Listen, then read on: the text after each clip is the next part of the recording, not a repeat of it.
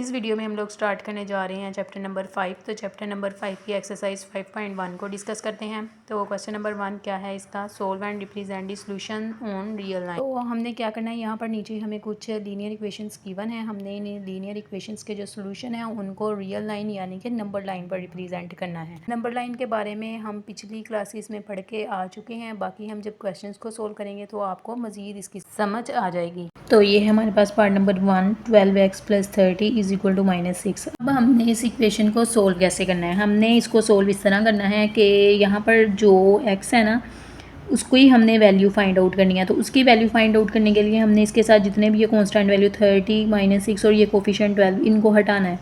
तो इसको देखते हैं कैसे सोल्व करते हैं। तो इस पूरी इक्वेशन को हम ऐसे ही लिख लेंगे, 12x + 30 = -6। अब आपने क्या करना है कि ये जो 30 है ना ये इधर ऐड हो रहा है, तो आपने इसको दूसरी साइड पे लेके जाना है। तो जब हम इसको दूसरी साइड पे लेके जाएंगे तो ये वहाँ पर जाके -6 है यहाँ पे, और ये प्लस है, ये इसका साइन चेंज हो गया, ये क्या बन गया -30।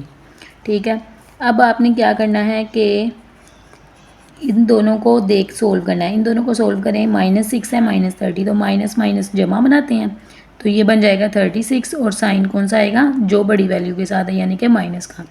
अब इसी तरह आपने यहाँ से x की वैल्यू निकालनी है। तो ये 12 को हटाना है, 12 को हटाएंगे तो ये क्या हो रहा है, 12 और x मल्टीप्लाई हो रहे हैं, तो 36 इधर लिखा है हमने, नीचे हमने इसको डिवाइड कर देना है 12 के साथ।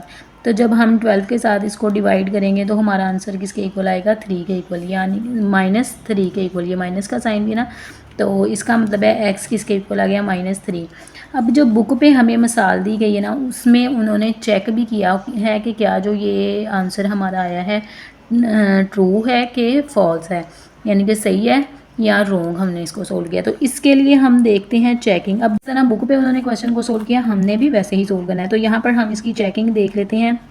चेकिंग किस तरह करनी होती है, चेकिंग आप लोगों ने जो क्वेश्चन होता है ना उसमें जो आंसर आया होता है ना वेरिएबल, यानी कि वेरिएबल का जो आंसर आया था उसको पुट कर देना है। जैसे अब यहाँ पे 12x + 30 = -6 है, x की जगह हम क्या पुट कर देंगे, -3।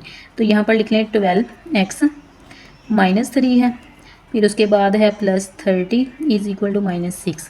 अब यहाँ पर ये दो साइड है, एक ये लेफ्ट हैंड साइड, एक ये राइट हैंड साइड। हमने क्या करना होता है चेकिंग में कि हमने ये देखना था कि हमारी लेफ्ट हैंड साइड जो है वो राइट हैंड साइड के बराबर है। तो अब आप देखेंगे 12 को, इस लेफ्ट हैंड साइड को पूरी को सोल्व कर लें, राइट हैंड साइड पे तो सिर्फ -6 है। तो चलें इसको सोल्व करते हैं, 3 के साथ इसे मल्टीप्लाई करवाएं तो ये किसके इक्वल आएगा, -36 के इक्वल, +30 = -6। अब इन दोनों को सोल्व करें, -36 एंड +30, इनको सोल्व किया तो हमारे पास क्या आंसर आया, -6 = -6।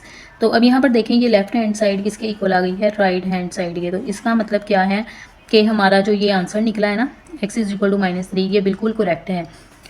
अब आपने क्या करना है, आपने नंबर लाइन ड्रा करनी है। स्केल की मदद से मैंने एक लाइन ड्रा कर ली है। इस लाइन का जो ये वाला पार्ट होता है, ये वाली साइड ये होती है पॉजिटिव, तो इसको हम प्लस इन्फिनिटी से रिप्रेजेंट करेंगे। यहाँ पे जो एरो मैंने लगाया ना इसका मतलब यही है कि ये इनफाइनाइट, इधर हम -इन्फिनिटी लगाएंगे, यानी कि नेगेटिव नंबर जो होंगे वो भी इनफाइनाइट है। तो वो किधर को मूव करेंगे, इस साइड को मूव करेंगे। अब यहाँ पर आपने इसको लाइन को ना इक्वल पार्ट्स में डिवाइड करना है, यानी कि यहाँ पे मैंने अगर 1 लिया ना तो इतना ही डिस्टेंस रख के मैंने क्या लेना है 2, फिर उतना ही डिस्टेंस रख के मैंने क्या लेना है 3, फिर उतना ही डिस्टेंस रख के मैंने क्या लिया 4।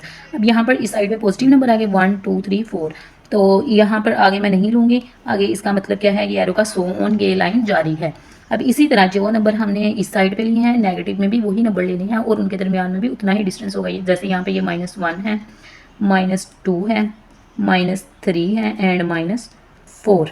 ठीक है, अब आपने क्या करना है, आपने देखना है कि आपका आंसर क्या है। हमारा आंसर है x = -3, तो आप लोग देखें कि -3 की साइड पे है, इस साइड पे है कि इस साइड पे, तो -3 यहाँ पे है।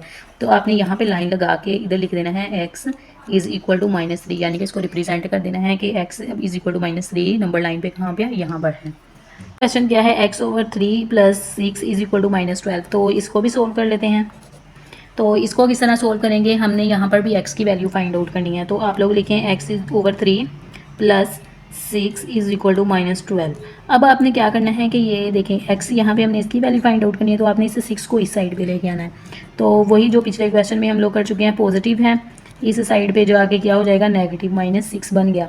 अब यहाँ पर x/3 इज़ इक्वल टू, ये देखें -6 एंड -12 दोनों क्या होंगे, माइनस माइनस क्या बनाता है, जमा, यानी कि ये ऐड होंगे। तो अब इन दोनों को ऐड करेंगे, किसके इक्वल आएगा, 18 के इक्वल, -18 के इक्वल। अब यहाँ पर है x/3, तो ये 3 क्या हो रहा है, डिवाइड हो रहा है। 3 को आपने दूसरी साइड पे जाके क्या कर देना है, मल्टीप्लाई कर देना है, -18 मल्टीप्लाई बाई 3। तो अब यहाँ पर इसको 3 को जब हम मल्टीप्लाई करवाएंगे तो हमारा आंसर क्या आएगा, आंसर आएगा 54। तो ये आ गया x का आंसर। अब वही चीज़ जो आपने पिछले क्वेश्चंस में की है, यानी कि हमने इसकी चेकिंग करनी है कि क्या हमारा आंसर करेक्ट आया है कि नहीं।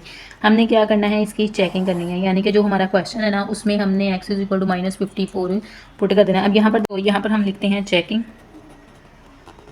तो चेकिंग में हमारे पास x की जगह पे हम लोग क्या लिखेंगे, 54। यहाँ पे देखें x ऊपर है ना, तो इसकी जगह हम लोग लिख देंगे 54 -/3 लिख देंगे, फिर +6 = -12।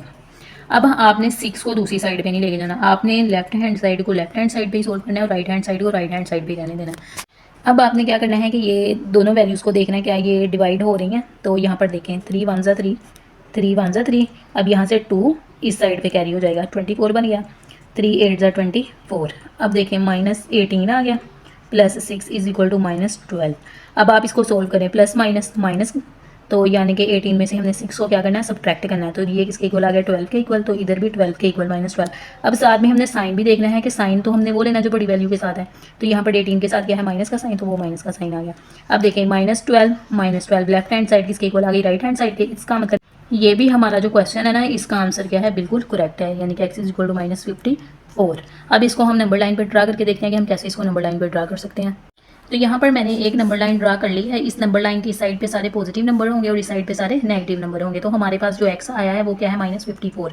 तो यहाँ पर पहले हम लोग इधर ड्रा कर लेते हैं। अब देखें, अगर हम यहाँ पर 1 2 3 4 5 6 7 लिखना शुरू कर दे तो हमारी नंबर लाइन बहुत ही ज़्यादा लंबी हो जाएगी।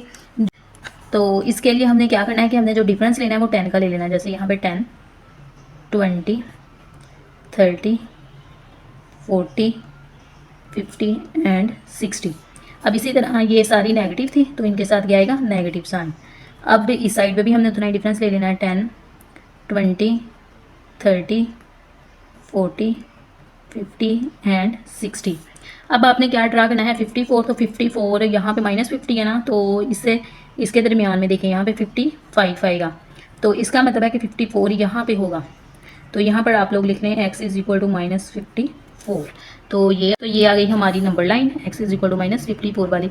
आप लोगों के लिए ये ज़रूरी नहीं होता कि आप लोग बस 1 2 3 4 ही डिफरेंस में लें। आप लोग जैसे अभी ये नंबर ज़्यादा था, यानी कि 54 था, बड़ा नंबर था, तो इसका मतलब है इसके लिए हम लोग फिर ये डिफरेंस जो है ना, यानी कि वो बड़ा भी ले सकते हैं, 10 का भी ले सकते हैं, 20 का भी ले सकते हैं, 30 का भी ले सकते हैं, यानी कि अकॉर्डिंग टू सिचुएशन आपने ये डिफरेंस ले लेना है।